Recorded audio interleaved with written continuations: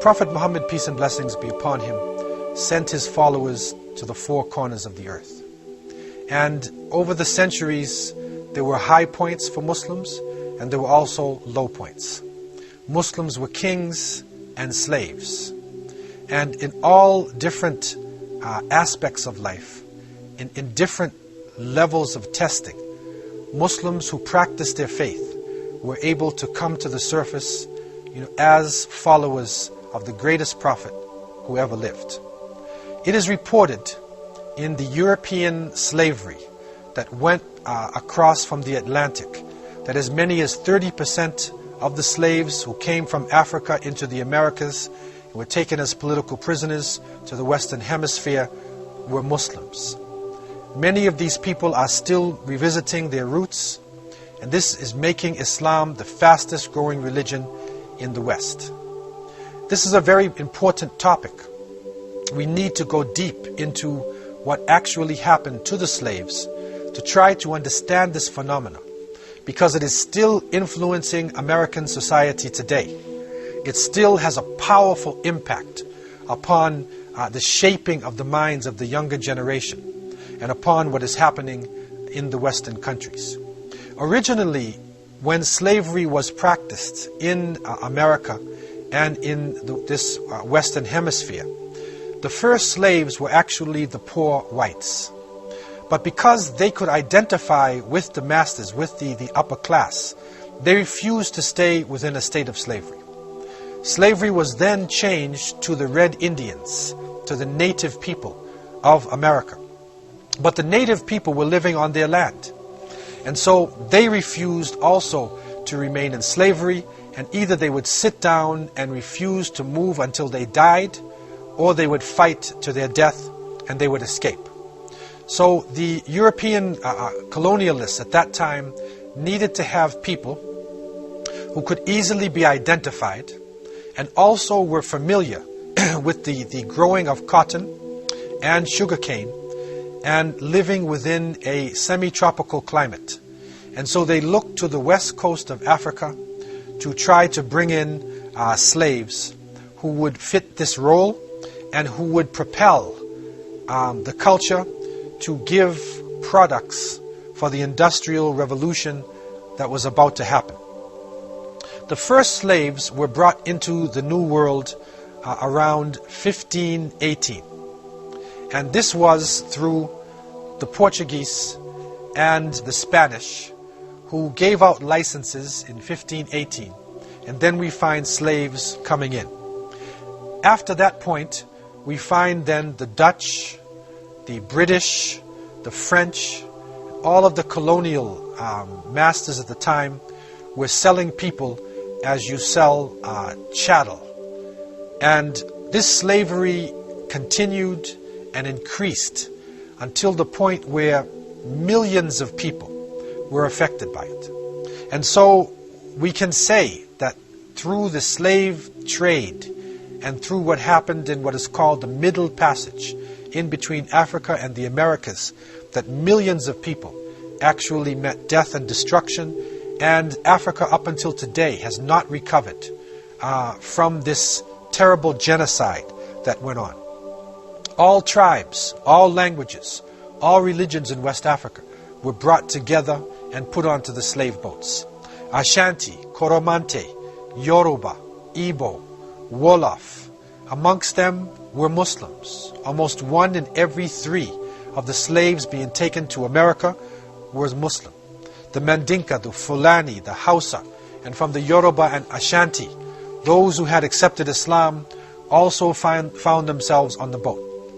In early America, it was also reported that some of the African people who were living in America had slaves, that they owned their own property. But in 1685, the Code Noir, the black laws were written, and in this divisive legislature that was passed, every person of African descent became a slave. And so, with no hope for freedom, resistance became a powerful message amongst the African slaves. And we find that many of the different nations, especially the Muslims, were leading the forces against the slave masters and the colonial regimes. And reports are coming especially of Mandingos, which is the English way of saying Mandinka, from the Mande people. And we know that this is one of the largest language groups and cultural groups in West Africa. And they became the leaders of the resistance in many parts of the Caribbean and in South America. So we find, as some examples, in 1833, a female plantation owner, Gertrude Carmichael, she was living in St. Vincent and Trinidad in the Caribbean. She writes within her writings, and these are available today, that many Negro nations are not idolaters, but they are Mahometans. So she used this word Mahomet, which is a crusading word, a Middle Age terminology used for Muslims.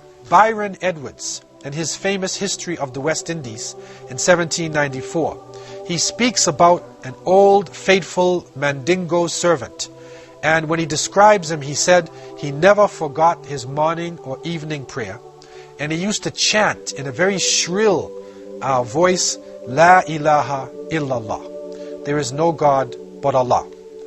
Robert Madden, a British magistrate who went to Jamaica during the time when slavery was being abolished, he discovered a society of Muslims living in Jamaica.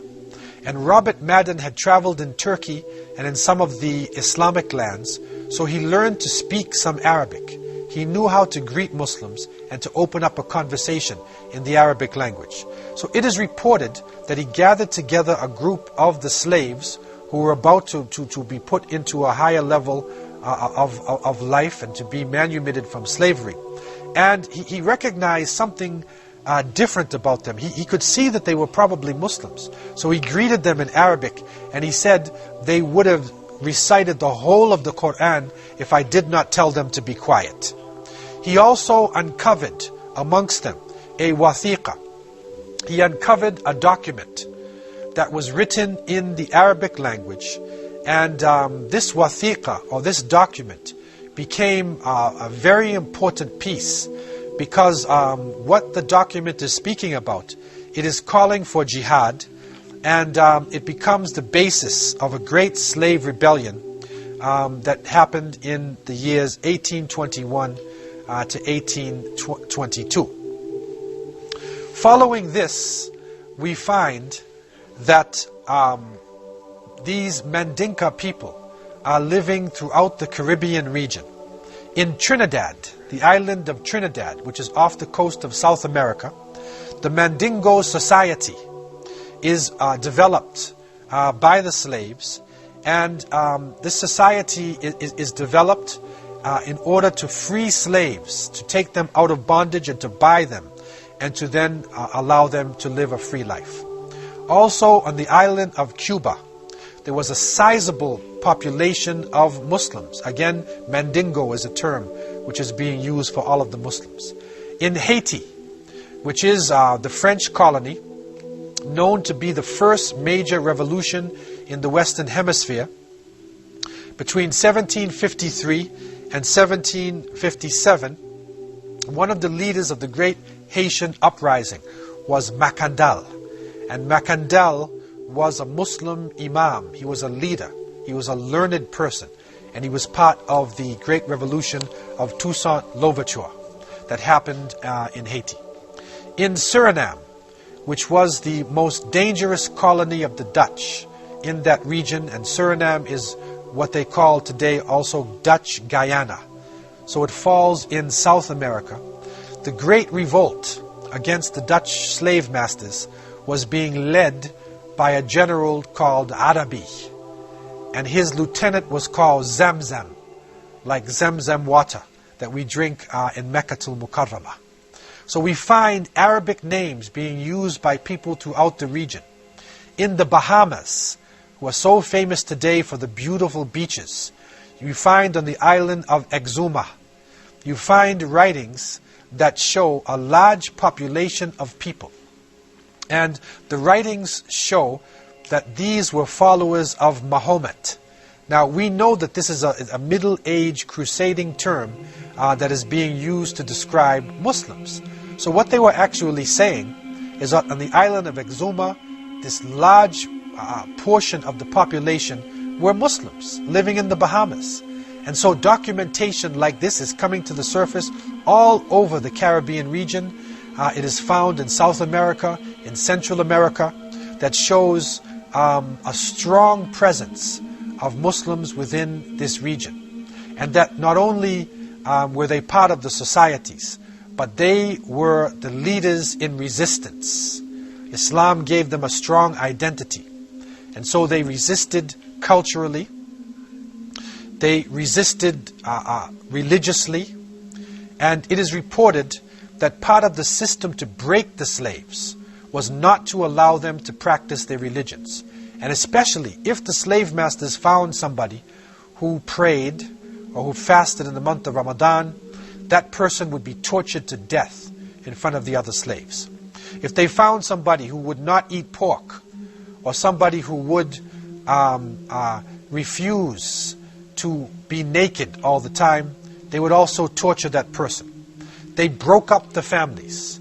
They made the people change their language. They changed the names of the people from their original African names or from the names of Islamic origin, especially if the name was in Arabic. They made the people change their name, and by this they were able to water down the culture and to dissolve Islam into a large slave population. But the seeds of resistance remained in the people, and it is through these seeds that we are seeing people on these islands and these regions accepting Islam in the 21st century. It is reported by historians that the slavery period in America was one of the most brutal periods in the history of this planet.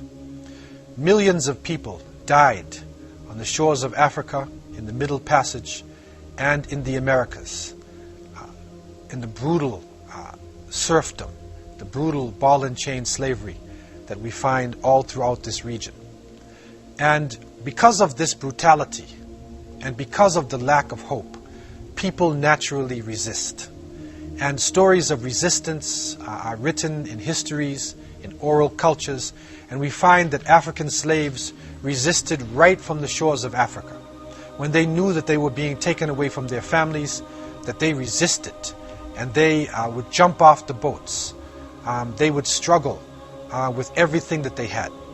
Also, we find that in the Middle Passage itself, we find that boats were taken over by the slaves, and the Amistad boat, the famous, well-documented boat, has come into popular literature and understanding. And this Amistad is an example of resistance of the slaves. And so this struggle continued right into the Americas. Muslims resisted in Jamaica, in Trinidad, in St. Vincent, in all regions within the Caribbean basin, in Central America, in the United States. There were different forms of slave revolts. There was in America Nat Turner, Denmark Vesey. There were so many different ways to resist.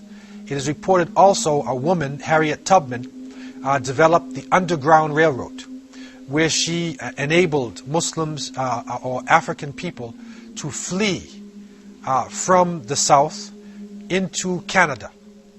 And so this became one of the greatest African resistance in the West. What concerns us here is to bring out an aspect of this resistance that in the past has been overlooked.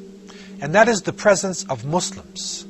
It is now recognized that over 30% of the slaves brought to the Americas were Muslims. Now we are seeing documentation coming to the surface. We are seeing that Muslims maintained their culture of writing Arabic, that they maintained the ability to express the Quran, to express their Islamic culture, even though they were in a state of slavery. one of the most well-documented resistances that happened in the West was the case of Brazil. Brazil was a Portuguese colony that was developed in the early part of the slavery period, and it was known for its high production in sugarcane. From 1540 to 1570, the Indians, the native people of Brazil, were used in order to deal with the sugarcane, but they couldn't handle the pressure, and this was their original land. So they refused to submit, and either would die on the plantation or they would escape. And so Africans were brought from the Senegambia region, from Benin, coming down from Nigeria and that part of West Africa, and also from Angola. From the Senegambia region, there came the Wolof, the Mandinka, who had the very strong traditions within Islam, where you had great mujahideen, great strugglers in West Africa. Also from Benin, there were Hausa slaves, there were Ashanti, and there were Yoruba. And a sizable number of the Brazilian slaves also were in a state of Islam. They were described by the Portuguese as exceedingly spirited and resolute. They were also described as the most intelligent element amongst the imported Africans, because many of them could read and write the Arabic language. So amongst the slaves that came to Brazil, and this is a special phenomena that happened in Brazil, and we don't find it like this anywhere else in the Americas. There were a number of imams and teachers called malams amongst the slaves. And so they were able to unite the tribes, and they were able to actually concentrate themselves into Islamic communities. The main section of the Muslim population in Brazil was a province called Bahia. And in the Bahia section, the Muslims were well known for their personalities and the way that they conducted themselves. It is said that the Muslims would get up early in the morning, they would go to bed early, they lived a quiet life, they were very reserved in their conversations, they lowered their gaze, restrained their glances, they did not lie, they did not drink alcohol, they practiced polygamy, they had more than one wife. But one interesting aspect about the Muslims there, and it shows the strength of the imams, they did not allow the men to beat their wives. And so from that a culture develops, a culture of justice develops, and the women within the Islamic community of Brazil were powerful also and involved in the struggle. The imams and the malams, the teachers, were able to carry out the different Islamic rituals. They carried on the ceremonies of birth, of marriage, of janazah. They developed an independent system of thinking.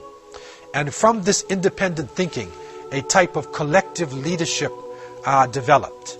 And this leadership had the concept of Amir, where the masses of the Muslims related to their leader and were prepared to do anything if it was commanded by their leader in the name of Allah subhanahu wa ta'ala.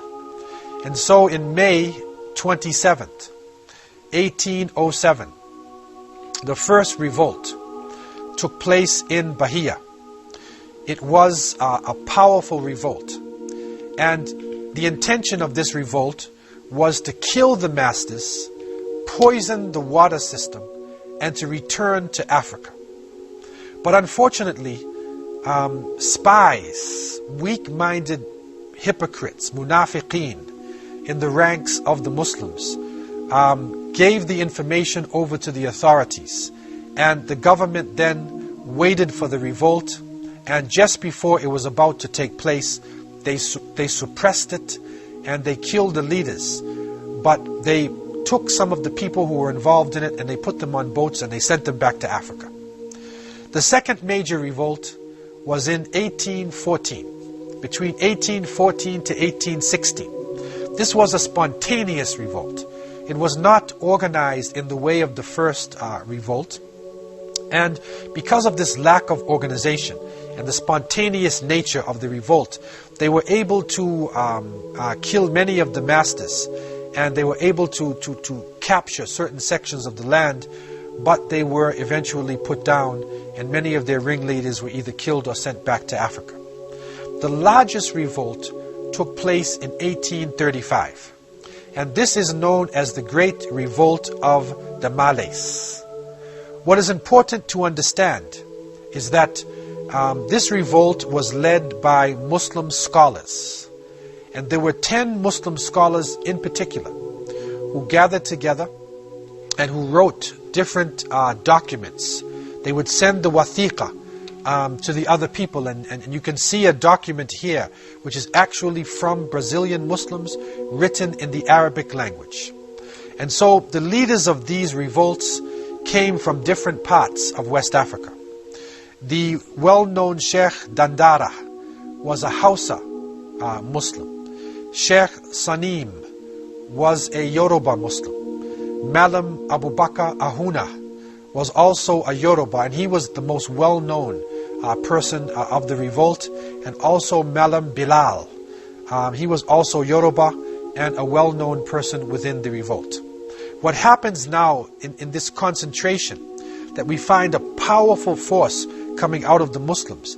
They literally had developed masjids. There were 20 known masjids in Salvador, which is like the capital of Bahia. And they gathered together within the masjids, and they established special meeting places, like diwans, or special places where they would gather together in order to discuss the revolt. And so through these secret meetings and their connection with their Amir, and by communicating in the Arabic language and taking a special oath from the people, they were able to spread the word of a large revolt far and wide, and it was not detected by the authorities. They chose Ramadan as the date of the revolt. And but unfortunately, again, munafiqeen came into the picture, and they informed the government authorities about this upcoming major revolt of the Malays that was to take place. Even so, a strong fight continued, and the Muslims were able to take the struggle all throughout the countryside. They were able to conquer certain sections within Salvador, but because of the technology, the weapons, and the organization of the Portuguese army, the revolt was actually eventually put down, and a mass deportation happened, where many of the leaders and many of the people involved in the revolt, instead of just being killed, they were put on boats and they were sent back to West Africa. And it is interesting today that in Lagos, in Nigeria, you can pray in a Brazilian masjid. So you can make your salat in a mosque that was built by Brazilian Muslims who were captured, struggled for their independence, and eventually returned to West Africa, and they built masjids within a major West African city. What this revolt showed was the fact that even under the most difficult circumstances, Islam was able to unite different tribal groupings. It also showed the spirit of struggle that Muslims were maintaining, especially those who were reading directly into the Book of Allah and following the Sunnah traditions of the Prophet Muhammad, peace and blessings be upon him. These revolts that are happening in the early part of the 19th century, the ones that are happening in the 1814 and then going up to 1835, they coincide with the great Hausa Fulani revolutions that were going on in West Africa. Sheikh Uthman Den Fodio, rahimahullah, of Sokoto, of northern Nigeria and Hausa land, was a great scholar who succeeded in uniting his people and overthrowing the authorities in Hausa land and developing an Islamic state of over 250,000 square kilometers. So the spirit of the Sheikh coming out of his literature, and the people who were captured and unfortunate in slavery still showed out, even though They were thousands of miles away in Brazil. And so today when you see a Brazilian, and you see the spirit that they have, and the young people are watching the Brazilians in soccer, and they see the strong spirit, recognize that a good percentage of Brazil are Muslims, and there are hundreds of people who are coming into Islam today in Brazil. I leave you with this new gem of wisdom that has come forward from the untold stories of history. Assalamu alaikum wa rahmatullahi wa barakatuh.